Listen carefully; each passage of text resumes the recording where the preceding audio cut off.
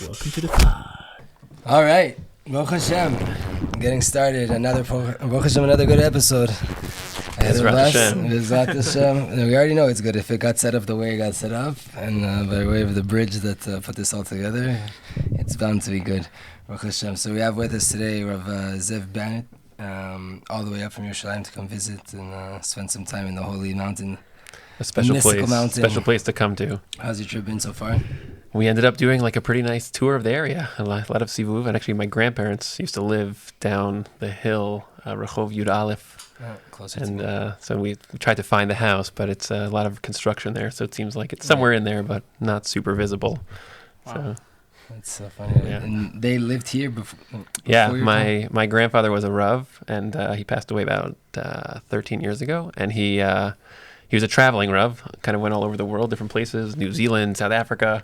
And they came to Tzfat at some point, and actually used to, like, when I was younger, like we came up here like in the summer, we used to come visit, and so they actually found they had a house that they bought, and then he was always like very interested in architecture and woodwork and stuff like that, so he was digging around the house, and they found there was another house underneath, and then they found two more houses like that. So, Wait, two more houses underneath. they that? were basically that whole area. There were just these houses buried on the property, and they restored them, and then they rented out. Classic. Yeah, so it's an amazing thing, and it was also very fun to visit because it's like this, It's a good deal to buy a house in Tzfat. You might apparently, get 2 or 3. yeah, it's a That's what they throw-in say. deal. When you buy a property in Tzfat, you only get the penthouse. You gotta dig to get Exactly. see what's underneath. 4 for the price of one. Nobody would ever think to invest in Tzfat like randomly, right? It's like, Nachon, but that's you the do- most hidden things. That's where the gems are. You know. Right. business advice. Take 10% on the deal, and I'll find you a house. Right. So this, Clip that for business advice. You can join Beryl Solomon. Maybe we get a job. Tzfat advice. Tzrichim parnasat tamid. Rashi tevot Tzfat. Right. Yeah. Nitai told me about that. Rashi Tevot. There's a whole bunch of them, but it's a very special place. Baruch Hashem, we're zoche to have you guys here today. So Thank you for having us. Thank you for having me, especially on the show. Why are you here? Let's see. Let's go. It's a Let's great go into question. it. Yeah. What's the message? Because our point of this platform is to get messages out there. So Right. I mean, I think I have a podcast and a website. The website is called Yesod Blocks, and the podcast is also called that. And so the podcast series is a daily podcast that was taking halachot of the Shulchan Aruch, and every day a different halacha, and then trying to show the connections of all of the kabbalah principles that are underneath. So things like the olamot, or like what is the concept of da'at, and all these very deep kabbalah concepts, how they manifest in the halachic expression, halachic practice. And so this past Shabbos I was in Efrat also talking about Yesod Blocks a little bit, and I said the reason why I wanted to make that podcast is because I think a lot of times we live the halacha, we learn the halacha, and then the kabbalah side of it is like almost separate, and we learn that a lot, and everyone is very interested in chassidut and kabbalah nowadays especially. But then to actually be able to connect and bridge those two things is not as easy, and then the halacha starts to feel empty. So someone immediately jumped in and they said, "Well, that sounds great, but I actually think it's the other way also." And I hadn't thought about it this way at all. They said people learn so much kabbalah and so much chassidut, and then to actually learn how to live that in a halacha, not just in a way that we feel doing something like he's devoted us, like to go and do that feels amazing, but like, can we find a way to use the halacha as an expression of the kabbalah that we learn and the chassidut that we learn? And it was kind of looking at it from the other side, and I thought that was also just very just a profound, just a great thought to sort of throw in. And so Yesod Blocks, especially, that's I think the purpose of what I'm trying to do with that platform. You're bridging the two. Yeah, I'm trying to. I don't think that I mean, I love to learn, and I like to learn things and to talk about things that I learn, obviously, but I think what I'm trying to add is the connections of things. In other words, like the ability to see how you get from a concept like Adam Kadmon to like tying your right shoe before your left shoe, just this very simple for halacha. example, can you pull one out? Sure, Maybe we could pull that out. Yeah. Tying shoes. Yeah. So the Gemara says that you have to put the right shoe on first, and then you put the left shoe on, then you tie the left shoe, and then you tie the right shoe. And so in the Kabbalah structure, so essentially the Kabbalah structure is supposed to be, how do I take my neshama, which is really me. That's the self that I am. And when we look at each other, so we're looking at each other's eyes, but we're not trying to see eyeballs. We're trying to actually see each other. And that's something which is obviously invisible. We can't really see it, but we're looking for that and we experience that. And by the way, that's a fascinating thing by itself. That doesn't even matter if you think the Torah is real, you believe in Hashem, you're Jewish. Every human being on the planet is looking at each other's eyes to see that qualitative It's invisible very interesting. phenomenon. We never think about it like, wow, we look at each other's eyes just like a piece of. Right. We could look at each other's nose, but Right. we don't do that. I do, when I teach it in a group, I'll sometimes say, try talking and looking at somebody's forehead for a few seconds, and immediately start to realize something's wrong. Right? Just it's very socially awkward to do that. But every human being on the planet is intuitively aware of that. Mm-hmm. They're always trying to see the unseeable you that is the essence of each person's self. That is the neshama. That's the neshama peeking out. I think it's peeking out, and you can see it in a certain way. Yeah. And so It's like the thing that's most alive, right? The eyes are most right. reveal that in the most way, right? Than any other probably part. The Right. face in Is it- general The is face, in right? Hebrew. Exactly. The panim. Also made in the Tzelem Elokim, yeah, Tzelem exactly. Elokim. Yeah, Tzelem and Elokim it's the comes hod from of the panim. Essentially, is that there's this light. I mean, even the concept of zehirut. You see, like the Mesilat Yesharim talks about how. What is zehirut? It's a person who they calculate. They're thinking, should I do this or should I do that? And we often think of it as they're being cautious. But zehirut doesn't really, that's not what the word is. Zehirut is from the language of Zohar, which means they're shining. Now, why are you shining? Because if I see you calculating, like, what should I do? I see that you're here. There's someone here who is, you're not just The mochin is working. You right, can see the exactly. full, And that's the or that you're basically manifesting the neshama or into the world. You're being mitpashet. And other people can notice it, feel it, see it. Yeah, and I think everyone is. We all know that, and then when you point it out, when the Torah points it out, and then it's like, wow, this is a light that we can see. And again, there's actual light, but there's like this is the light that the third eye can see. That's basically the way of seeing things that are not seeable on the surface of just the physical side of things. So if you think about it, then Back to the shoe. right. So that went off. Back to this. Sorry. So the question is, how do you take something which is outside of the measurable olam ha'asiyah, essentially, and then channel it into olam ha'asiyah?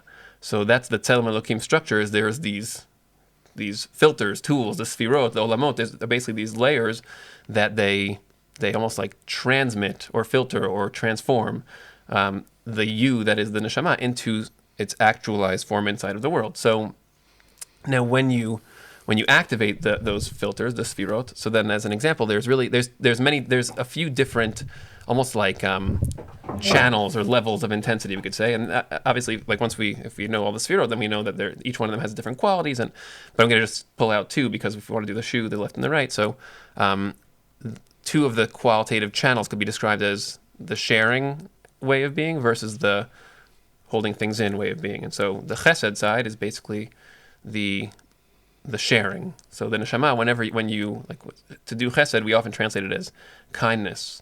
But I think if we think about it a little more, there's a few funny things in the Chumash about the word chesed. It's used in weird ways, like in Parshas Ishmael. Yeah, so they're also in Parshas Kedoshim. It's chesed for a brother and sister to have a relationship. It's like a very strange usage, because chesed basically is a dynamic of sharing yourself. And the reason why it can be kindness is because if let's say you're trying to walk past me, and you want to get behind my chair, so if I move in, so now I'm showing you that I see you. I'm basically responding in a way that shows that I recognize your presence.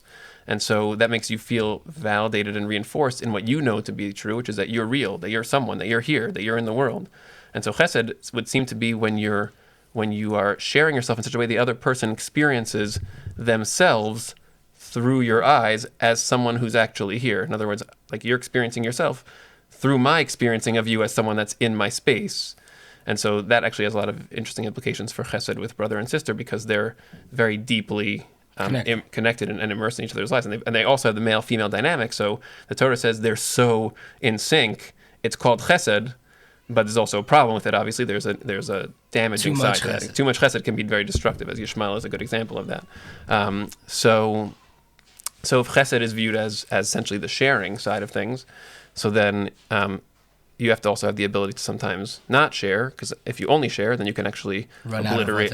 Right, you run out of, essentially, it makes the sharing meaningless, because there's no filtering, there's no decision, there's no active decision of who do I share with, and so then everybody just feels like, oh, you share with everyone. So when you share with me, when you show me that I'm real, it's almost like you're just doing that by rote.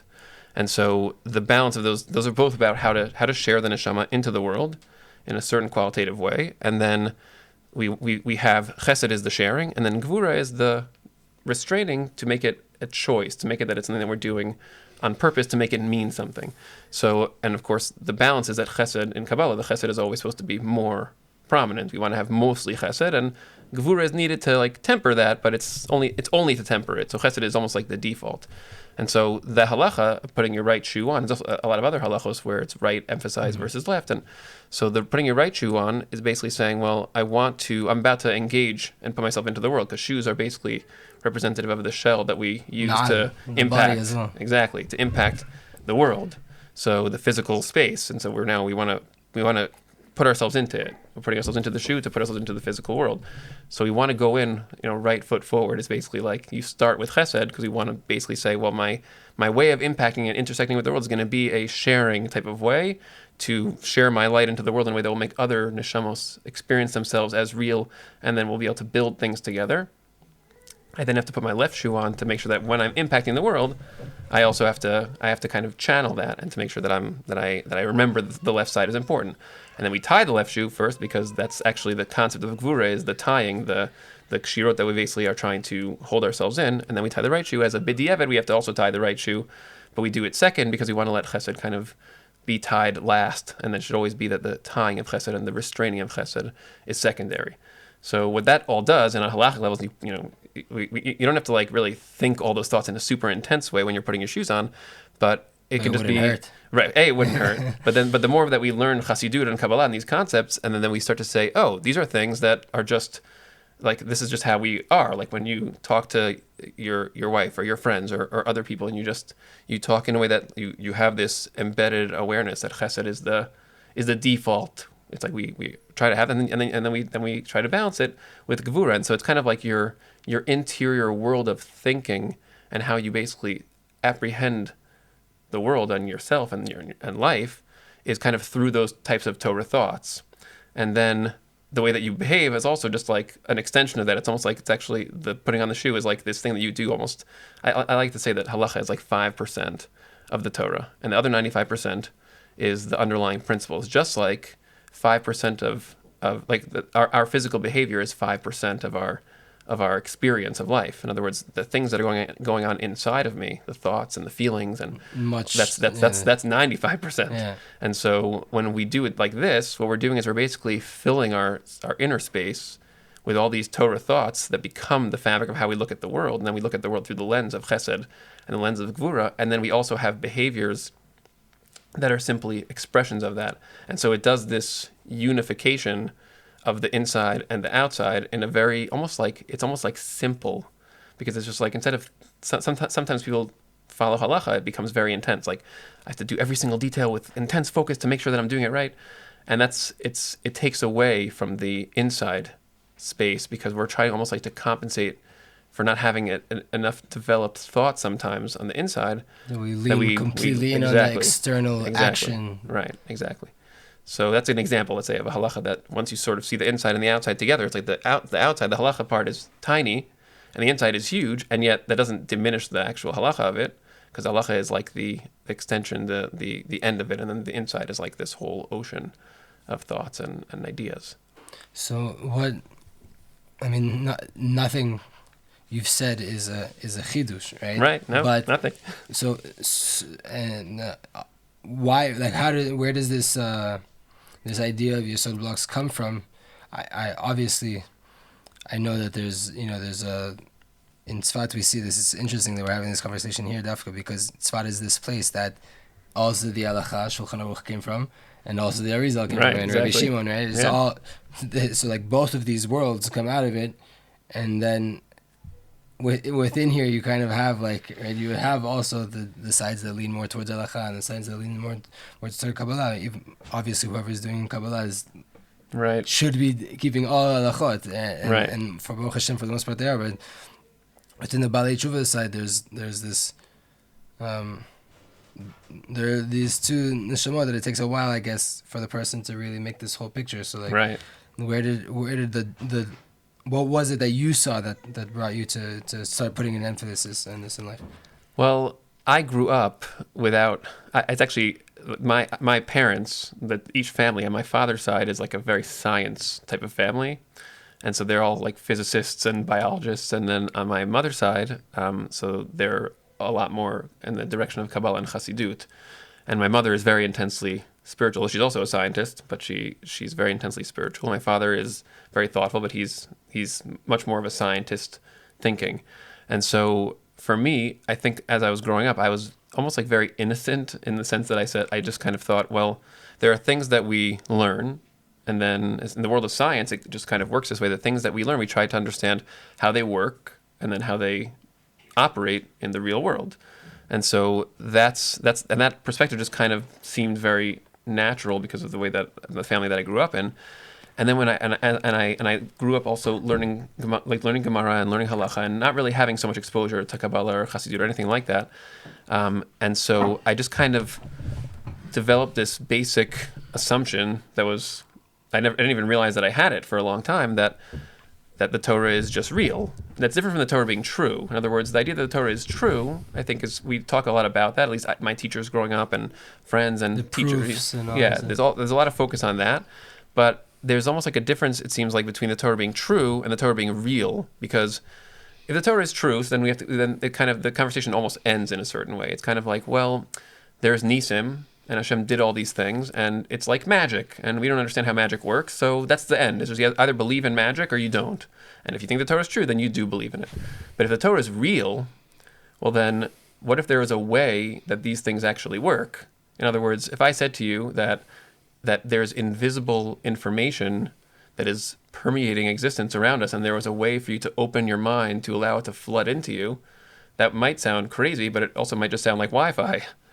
And like that is what Wi-Fi is. And so it's invisible, it's a cloud. And we take that a little further. If I said, okay, so Trias HaMesim is that Hashem brings the people who died back to life.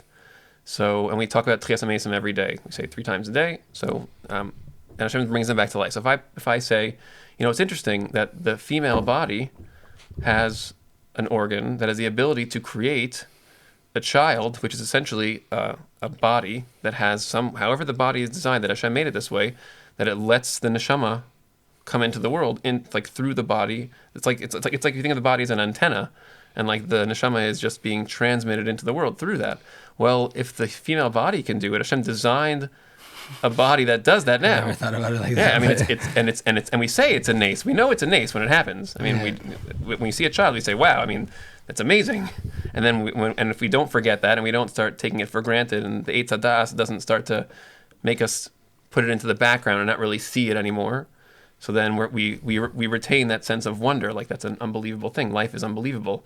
But when you actually think about how it works, and this is where the scientists came in and said, they said, well, the body does all these things, and these are the mechanics biologically.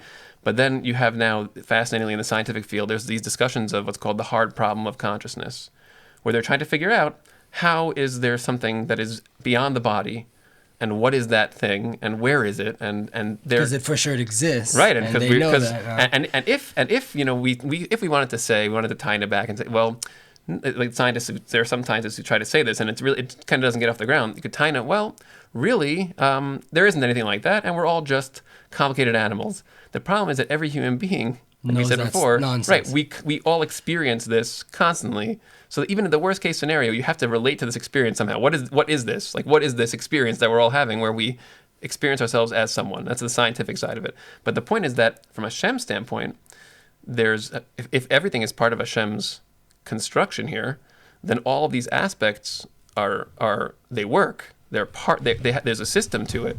And as opposed to sort of saying the Torah is true and then ending the story, well, what if we could figure out how the body works, not just in a very basic scientific sense, but fully, and then how this entire construction is what lends itself to channeling a conscious neshama into the world. And then what if we could figure out a way to build a body like that and then bring consciousness that was once here back into the world. And all these things are like there are actually people in the world who are not Jewish, like a guy like Elon Musk, who like they talk about things like this.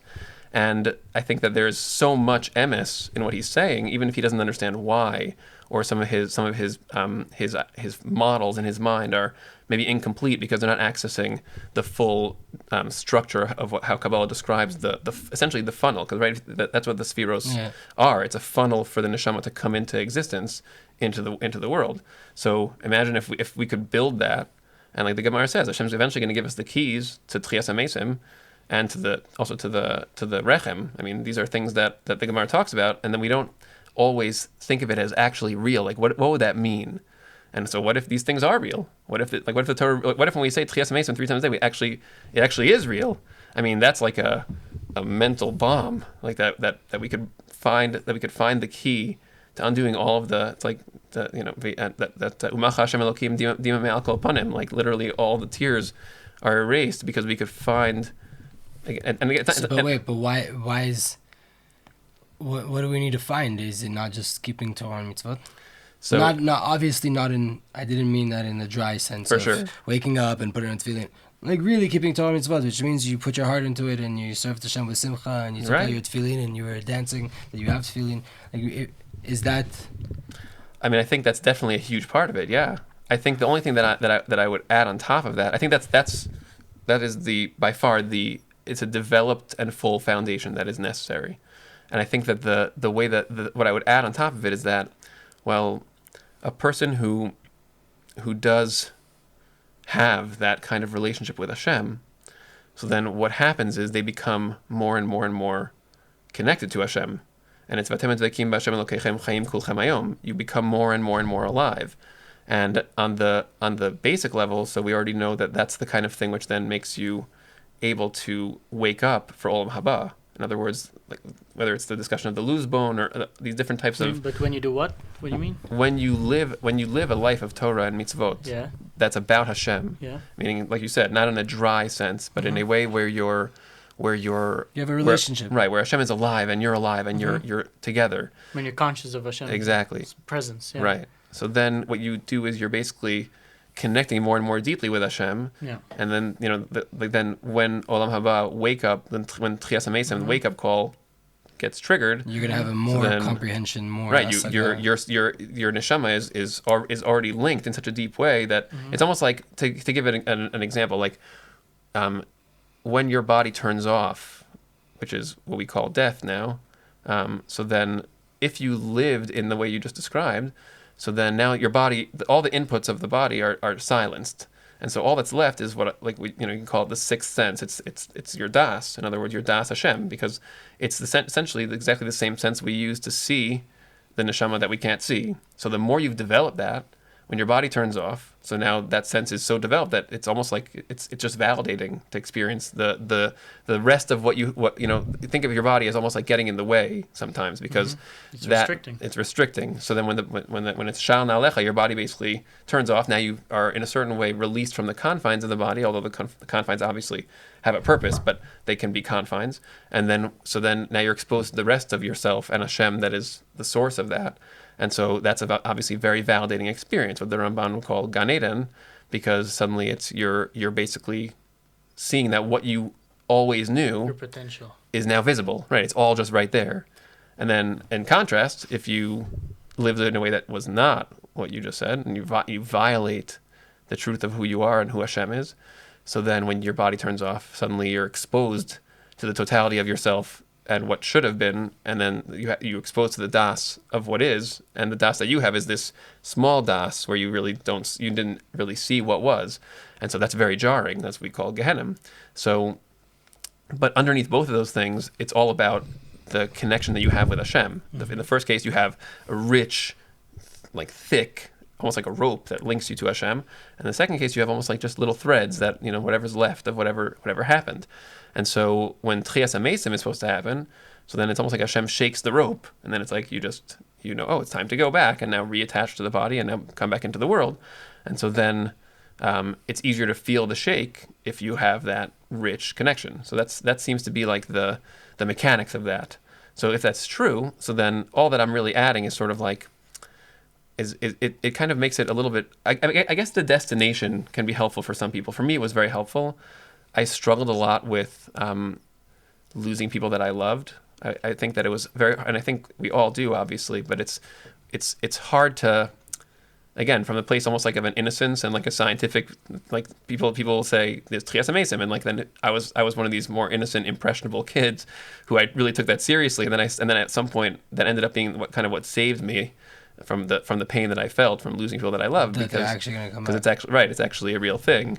They're not gone forever. Right, and so and the reason why it was so painful is because, I mean, each of us is this endless world, and how could all the things that we did together, how could those things just be gone? Where they can't just be gone. Because it feels also infinite when you have a moment with someone. Something about it feels infinite, right? We sense it, and so You'll never forget it. Yeah. I had Right. a crazy day today. I'll never forget. I'll tell my kids about it. And it's also, you will really you forget parts of it, but it's always stored in your brain, like all the details of it. So whatever you saw, it's always there. So it's like infinite in your brain there. It's always existing there, this moment in a way.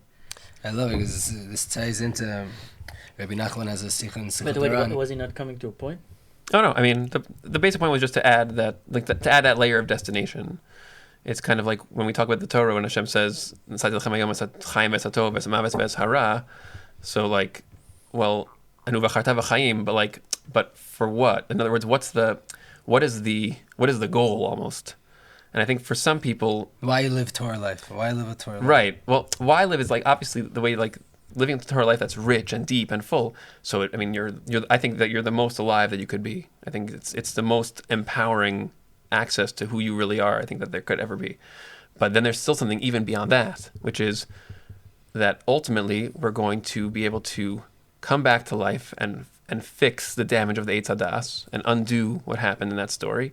And then instead of having these lives that are filled with das tov hara, which is where that's what causes death, what causes misunderstanding and destruction and war and all these things.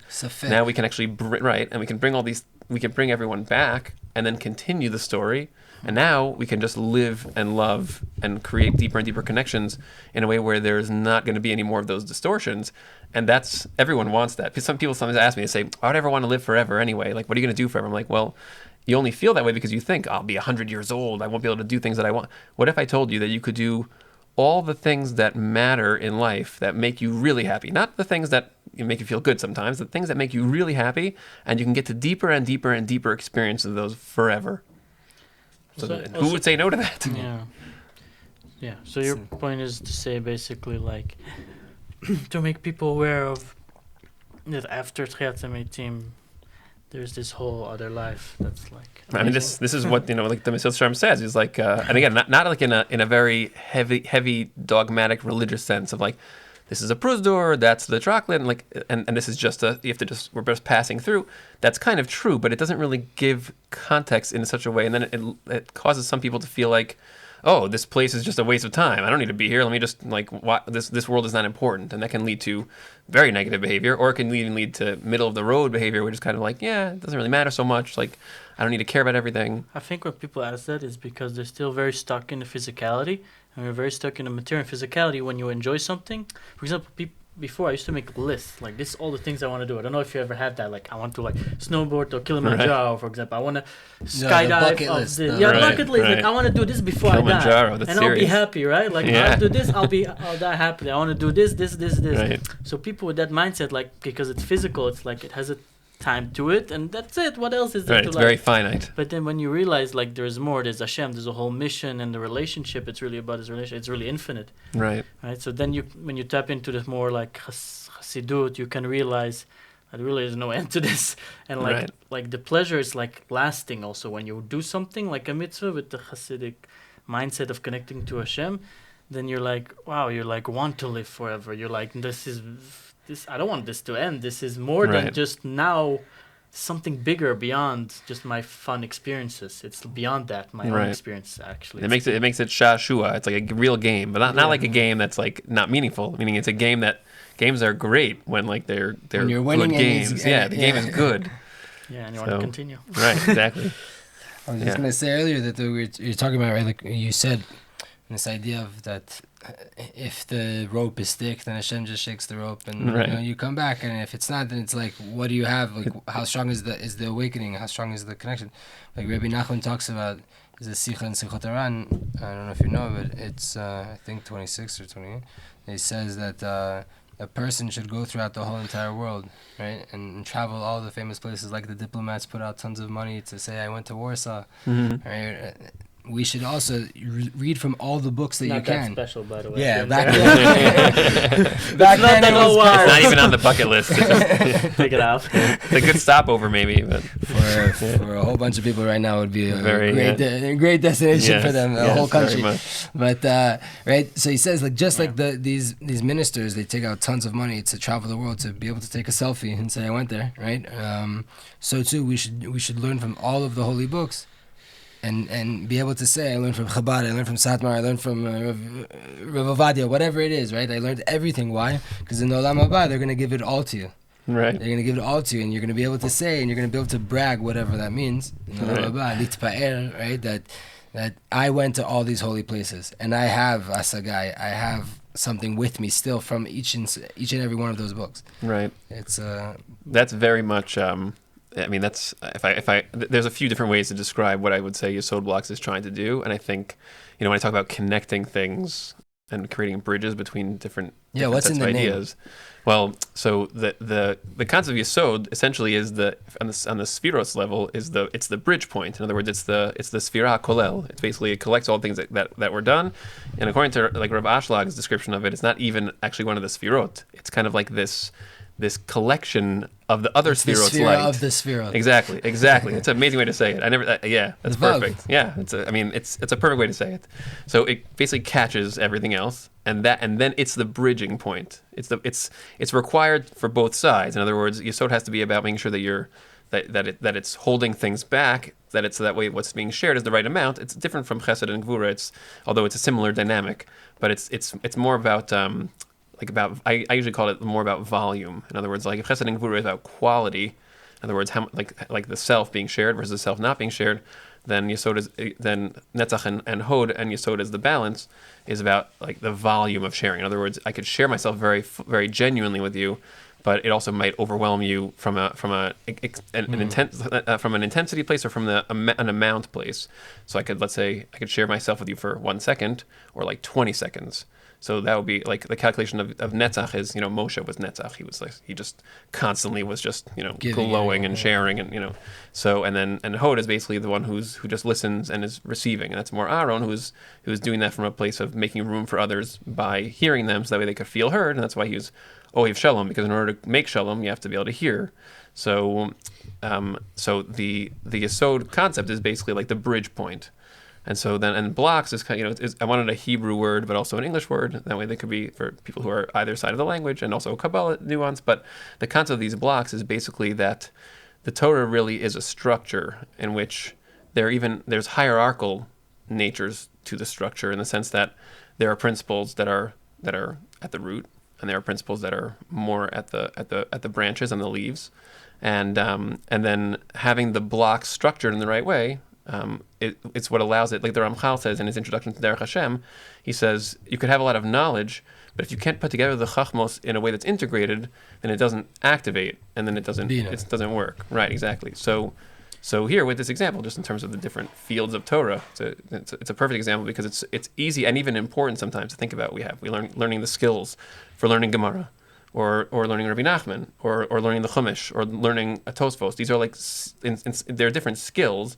So we organize the Torah into like different blocks, but that can also have a downside because, again, the Eitz Hadas creates a situation where we tend to look at the world through deot that are built on Tov and Ra. Exactly. And so we build it essentially based on our preferences. It's easier to think about Gemara as one thing, and even halacha, even though halacha and Gemara are so unified, but in the yeshiva world that happens often. And then forget about Chassidut and Kabbalah; it's like a different world. So, but the idea here is to show that this is really all one Torah, and not just to say that, because I think we all know that, we all sense that it's one Torah. You have the Pardes, right, layers. Exactly. But if you can see it, and then you can almost learn to move through it in the way, essentially what you said, like to move through different parts of Torah seamlessly, and as opposed to feeling like they're isolated and you're thinking about different things. Instead, it's like it's all one set of knowledge where all the parts fit together. That really makes it. I mean, it just activates it in such a powerful way. So interesting. So, and you have a map. You have a way to give this over. Yeah, that's what the website is. It's the hardest thing is, it's the Shmi'ah, like Shema Yisrael. Like the problem with Shmi'ah is that it's linear, right? Like I wish that I could somehow put it all out at once. Right, exactly. So since we're talking about these different Torahs and bring it all out in one, what's what you're doing right in your website, Yesod Blocks. Yesodblocks.com. Check it out. Yeah. So after the podcast, after you finish listening to all of it. So you do this. So where do you get your source? You say Shulchan Aruch. You said that, and what's the Kabbalah? What do you like to learn? What do you like to? So for the halacha podcast is free. That's just on Apple Podcasts and on Spotify. And for that, I just do straight Shulchan Aruch and some Mishnah Berurah also.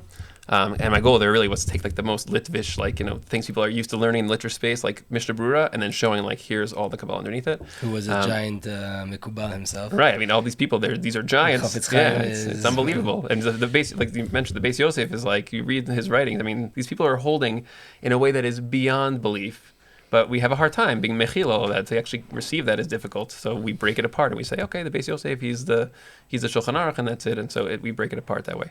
But the things that I learn everything. In other words, I don't have things that I would say that I focus on.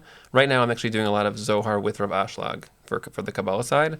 Because Rav Ashlag, and when I discovered his stuff... What is Rav Ashlag for people that don't know? Rav Ashlag. I've heard about the Baal Sulam. Yeah, the Baal Sulam. So he lived only a few decades ago.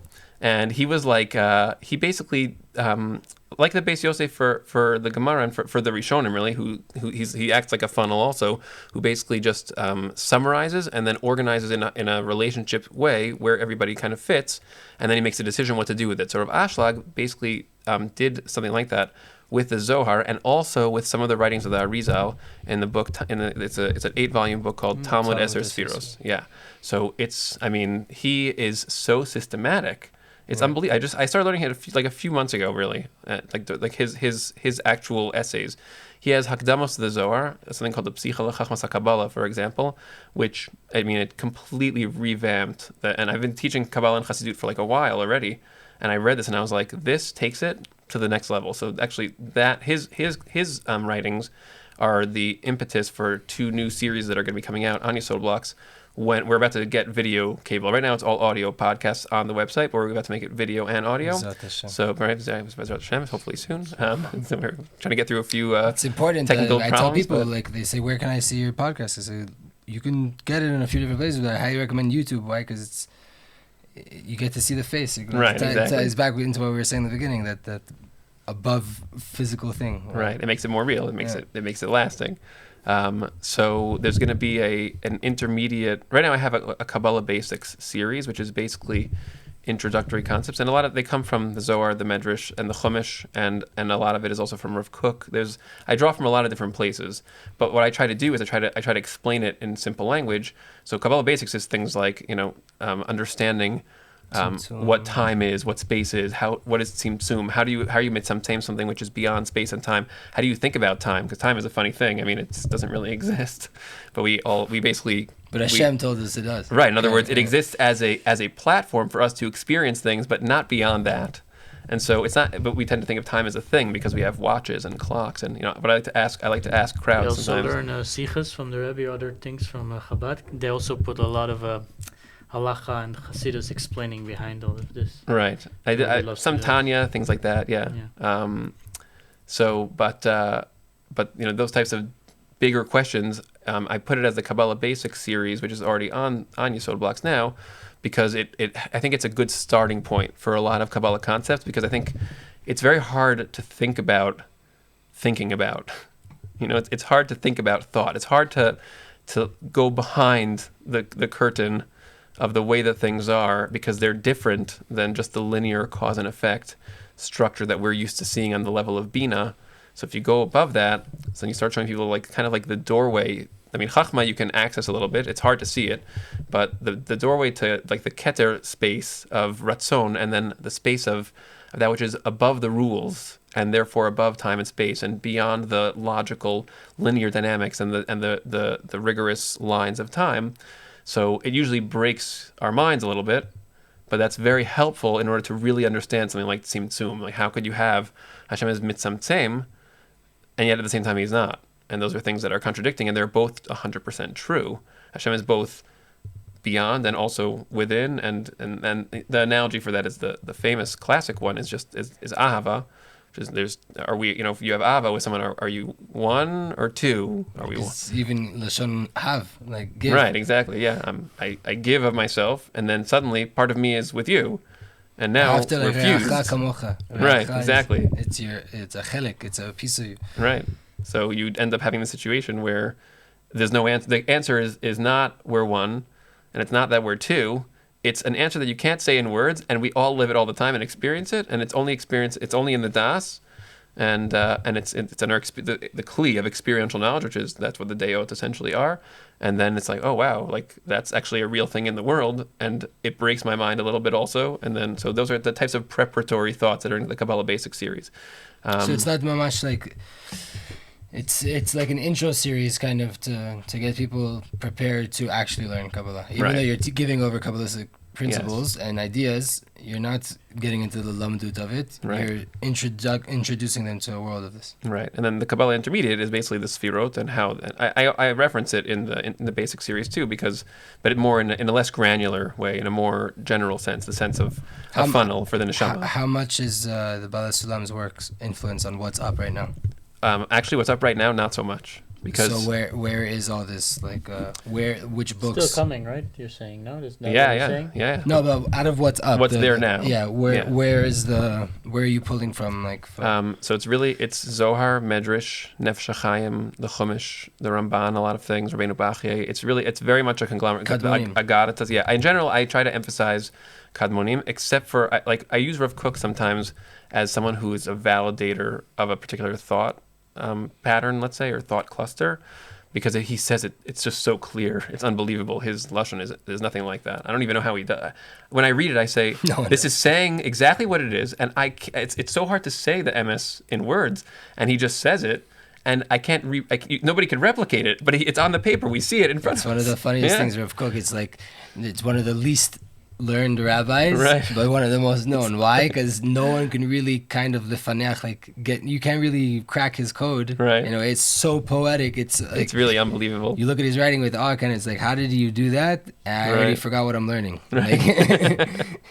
Yeah. So I have on YouTube, I actually have an Oros HaKodesh series that I did some of it, and I want it to be a much bigger series. I did the first 20 pieces, I think. That's up on YouTube now. Also, the channel is Yesod Blocks, but I try to emphasize the Kadmonim a lot more because, again, part of the mission is to I don't want it to be easily pigeonholed as, oh, these are just like new age Chassidish, ideas. exactly, new ideas from nowadays. I want to show similarly, by the way, there are people who talk about how the Zohar, we don't know when it was written. People love that discussion for some reason, but they don't like to learn the Zohar. But if you learn the Zohar, so what I always say is okay, let's say that you're right. Let's say the Zohar was written 500 years ago. If you learn the Zohar, so what you'll find is that everything in the Zohar is in the Medrash Rabbah, and there's 10 times more Medrash than there is Agadata, because there's Medrash Hagadol, there's Medrash Tanchuma, there's all these, and the Sefer Abba here, and there's so many different Tanaim works that all are interfacing with the Zohar at extraordinary levels of complexity and interconnection. And all of these Achronim and people like Rav Ashlag is a more recent example, but I'm saying the Nefesh HaChaim, if you learn Nefesh HaChaim, you see he just weaves Midrashim and Zohar into it without there's no breathing space between them. And it's effortless. And he's a Talmud of the Gra, and the Vilna Gaon is one of the biggest people in Kabbalah ever, and in halacha, and in just Torah. And so you look at people like this and you're like, so you want to tie it to me that you think that the Zohar was written 500 years ago, but the Vilna Gaon and Reb Chaim Volozhiner, who are interweaving these things in a way that is so seamless, even if you're right, it doesn't matter. And I also have a heart, again, I never want to just negate on what someone's saying in general, but I also don't want to negate it on the level of authority and saying the Vilna Gaon just beats you, you know, like in the game of who knows, the Vilna Gaon will win. But I think that until a person has the appreciation of what the Vilna Gaon was doing and the level of knowledge that he had, and someone like Reb Chaim Volozhiner also similarly, so it just, on a probability level, it's just much more likely that they're right, that the Zohar was written in Rishon LeZion. Was it Rabbi Joey Rosenfeld? I think it was Rabbi Joey Rosenfeld. If I'm not mistaken, could be someone else, but I think it was him. They said like, whether the Zohar was written then or not, like, I don't care. Right, exactly. That's basically what I'm saying. It's true, and it brings me closer to Hashem. Like, right. I don't Not just that, it doesn't matter because it was all brought with Moshe Rabbeinu. Right. The concepts are there. Moshe gave all the Torah. Yeah. The Medrash Rabbah, Parsha Shmos, has Tzimtzum as a concept. It's in the Medrash Rabbah, and it's from the Chumash. Word Tzimtzum? Yeah, it's in the Medrash Rabbah. And again, Nefesh HaChaim, it's in. I'm trying to think if it's in. I think it's Shar Gimel. I'm pretty sure it's at the beginning of Shar Gimel. It's either at the beginning of Shar Gimel or Shar Aleph. But he quotes the Medrash there. He doesn't even go to the Zohar at that point. But it's definitely not Shar Dalet that you can find in all the yeshivas. Shar Dalet Everyone learns like, that. Yeah, that's okay. Shar Gimel is where they all crash and burn. Also, it's so foundational to Judaism to believe that the Torah is true in every part of it, including Kabbalah. It's like widely accepted by everyone clearly at this point. Right. I mean, already for many hundreds of years. Including Hasidut, all this so accepted, like to say like, oh, it was written a few hundred years ago and it was not, didn't exist before that. It's basically heresy. Right. Actually, it's like foundation. Everything was given at Mount Sinai in the Torah by Moshe, by his words. He spoke it all, and it was written down also. So right. So the map of reality was given already, and so if you want to say that the Zohar language that was compiled by somebody 500 years ago was simply a new person's way of describing the map, I can accept that perspective because I'm not going to say I know for 100% certainty anything. Like the Gemara is 300 years after all of the people mentioned in it. Exactly. Well, not all of them, but and also right. Yeah. So I have no problem with that, and in general I don't have a problem either way. In other words, like I don't want to get into fights with people about things, but on a content level, that renders the discussion this big meaning like tiny millimeters wide compared to the content, which is miles and miles and miles wide and miles high. So it's almost like it's kind of like talking about kitnios on Pesach. Like, do you eat kitnios or do you not eat kitnios? Oh, I do, I don't. Oh, gebrux, maybe. And it's like, it's easy to talk about those things, just like it's easier to talk about halacha sometimes because it's just do this, do that. But it's almost like we're scared, and because it's easier in the sense that we're scared to actually do the work of, well, what is in the Zohar? And then if we just do that, is we could say, okay, well, now that I see what's in here, it renders the discussion really, really irrelevant. I think it also really challenges you because, like, okay, you can learn halacha and Gemara, like you said, and it's like technical and it's fun to get into these things, right? Right. But the real test of your emunah is like Kabbalah, Chassidut. This is Hashem. This is like Hashem is like revealed there. Like you talk about like Hashem's presence all the time and like the structure of things we don't see. So like, this is the real emunah. Do you believe all this? This is like what it really is. You have to be able to like humble yourself completely about everything you know, because there's no way you can know this with your eyes yet, unless you're tzaddik, obviously, or prophet. Even then, they have to. Even then, it's special kelim. It's something. It's developed kelim. I mean, it's like in a marriage. It's like if you constantly are focused on all the details of like washing the dishes and doing the laundry, and you don't spend time actually being vulnerable with the other person and listening to them being vulnerable to you and learning them, which is the most chesed, using the definition of chesed we said before, the most chesed validating creation of connection that you could do. But because it's so creation oriented, it's also the most terrifying, because if you really show yourself to somebody else because you want to be seen, vulnerable, they'll also see things that maybe are harder for you to feel okay with, because we all have things that we don't love about ourselves and that we are scared of and that we pretend are not even there. And so we feel this fear that they'll just reject us maybe. But if you don't take that risk, then you can't be close. And those are the things that are exactly the mashal for this part of the Torah, because it's panemius. It's a panemius HaTorah.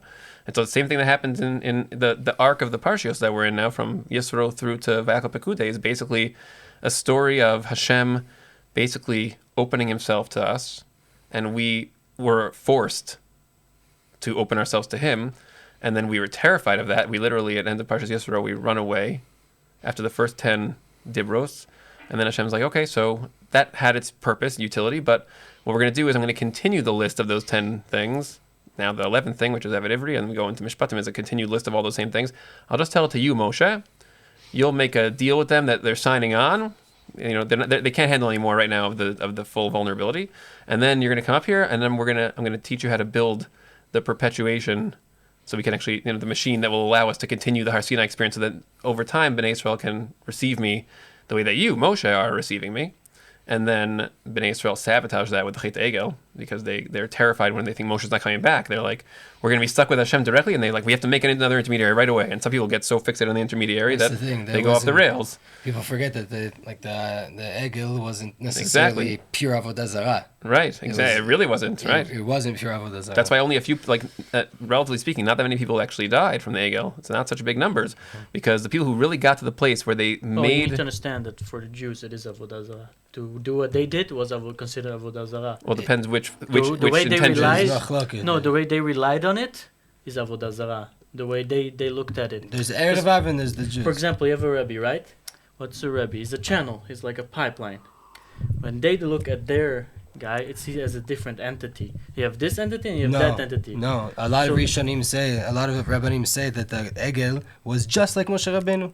For a lot of people it was, and the proof is that's why it's, when we talk about they, like you said, the Erev Rav versus everybody else, the proof is that there's very much a spectrum of different kinds of people in the situation, which is, for example, the Leviim, right? Milah Shem Elai, and the Leviim, everyone came, because the Leviim had nothing to do with it at all. But then there's people who had something to do with it, but it was only like, as you said, like it's an intermediary, like Moshe. Like Moshe's not here anymore, what are we going to do? Right, and then there are some people who they were looking for a way out, and they wanted it to be this as an excuse to do things that were destructive.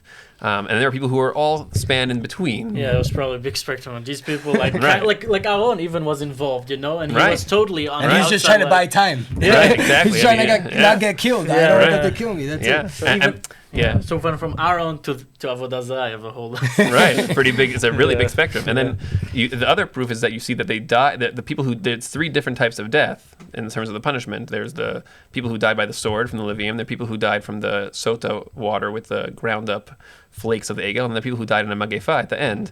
So there's three different types of groups there, and there's even people who Hashem says he's going to ufakati alehem later on.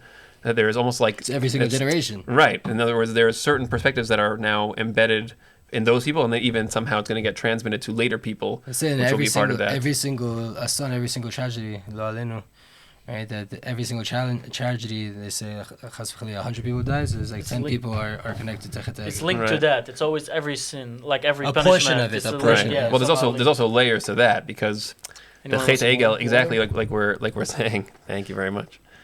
The Chet Egel, like we're saying. How about you? Do you want some more water? Whoever doesn't know, we have another hidden tzaddik on the side here. He's the instigator, the one who brought us together. He's the Yesod of this whole thing. Right, that's the Yesod. He's the bridge in this relationship. Right. But the according to, let's say, Rashi, so Rashi says that the Mishkan was actually a reaction. It wasn't even supposed to be built, right? It was a reaction to the Chet Egel, even though it came before the Chet Egel in the Torah. And then so I was always bothered by that. I was confused. Okay, so why is it before? So, and it's a big machloket to say the Mishkan wasn't even supposed to exist. But I think what I think now, after like this year when I learned it, I had a couple of conversations that really helped me to change a little bit how I saw it. I think what happened was at Har Sinai, they were terrified of the vulnerability, and they ran away, and they couldn't handle it. So Hashem said, "Okay, I'm going to make the Mishkan now." Now the Mishkan is a solution to that vulnerability problem, to make it gradual instead of like for Moshe it was all in the moment, and for them it needs to be gradual. And then the Chet Egel was actually another step where they now took that vulnerability failure and they actually did something b'maaseh, like in the world, with it. And so now it was even more destructive. So so according to some Perushim, the Mishkan is a function of that step, and according to some, it's actually a function of the overall problem of the fear of vulnerability. And so that makes the machloket much smaller now, because it's about the same thing. Now the wild part about all that is that any way you slice it, the Mishkan is now, the Medrash Tanchuma says the Mishkan is from the language of mashkon. Now, why mashkon? Because a mashkon from the language of lishkon also, it's the same shoresh. So right, to dwell. So a mashkon is a shield. In other words, I give you a mashkon when I owe you money, so I give you a mashkon instead. It's a tachlif, a substitute. A mortgage. Yeah, a mortgage, exactly. So, and I say, okay, I'm going to give this to you now instead, and now I'm protected from you're trying to get what I owe you until whatever the terms are. So why is the Mishkan a mashkon? Because it's a protective mechanism to protect us from the intensity of the Hashem connection that is being offered. And it's also a tachlif. It's a substitute in between. It's a placeholder. Now that's really an intense thought. That's a crazy thing in Yeah, Judaism. because that means that think what was supposed to happen. You ever wonder why? Two things. Why is the Torah called Torah's Moshe? And also, you notice that all of Sefer Dvarim is just Moshe talking for a week. That's the whole, it's. And in Sefer Dvarim, Moshe, when he talks, says, "V'haya im shamati Shmuel mitzvosai, to my mitzvos, asher anochi, that I'm commanding you, which presumably is Hashem, mitzaveh eschem hayom le'ahava es Hashem Elokeichem."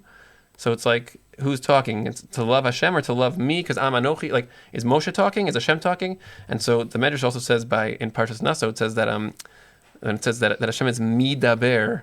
The language of me as opposed to not midaber, midaber. By the way, it changes the meaning. If you're laning it, you have to go back. Midaber means he's being spoken from there, meaning Moshe is speaking Hashem, and Hashem is being passively channeled through Moshe, and that's actually Moshe's whole exactly that. Yes. So Sefer Dvarim is actually the Nevuah of Moshe. Exactly. It's about and why is it that? Because that's actually the point of the book. In other words, the whole Chumash is basically how do you undo the Eitz Hadas story? How do you bring Hashem back instead of him being pushed into the background because our deot now are a function of our preferences? So Hashem is now much quieter than everything that's right in front of us, so we don't see him. How do you undo that? So that the story of the Chumash is about doing that, and then the people were basically forced into it. They couldn't handle it, and the story basically continued, and Moshe is the one who got to the end of the story almost. In other words, he achieved the purpose and the undoing of the damage of the Eitz Hadas. And then, the problem was that he kept getting ahead of the people, right? He's always at the top of the mountain. He's always unable to tolerate them because he's so far above them. They can't handle Hashem yet. They're not ready for it. And so he ends up dying outside of Eretz Yisrael because he can't come in with them because he's too far above. And so it can't work anymore. And he's like waiting for us to finish the story, and that's what we're doing. We're trying to finish it now. Like we are still. And that's Adam. Moshe is Adam. Yeah, exactly. He's the beginning and the end, and we're trying to basically fix Adam and basically bring it back so we can continue forward to the next stage, which is Olam Haba stage. But what all that leads to is that the story is actually about the fear of vulnerability and realness with Hashem. And then Moshe is the one who really did it, right? Vayechal Moshe es pnei Hashem Elokav. It's like he's mechalel in the sense that he's like, you know what? I'm gonna, like the Medrash says that he grabbed Hashem's face and like started and would not let him go. So it says it's a wild language, and it's like what that's saying is that Moshe, he said, I can't have boundaries right now. I cannot think about my own fears, insecurities. I have to stop him.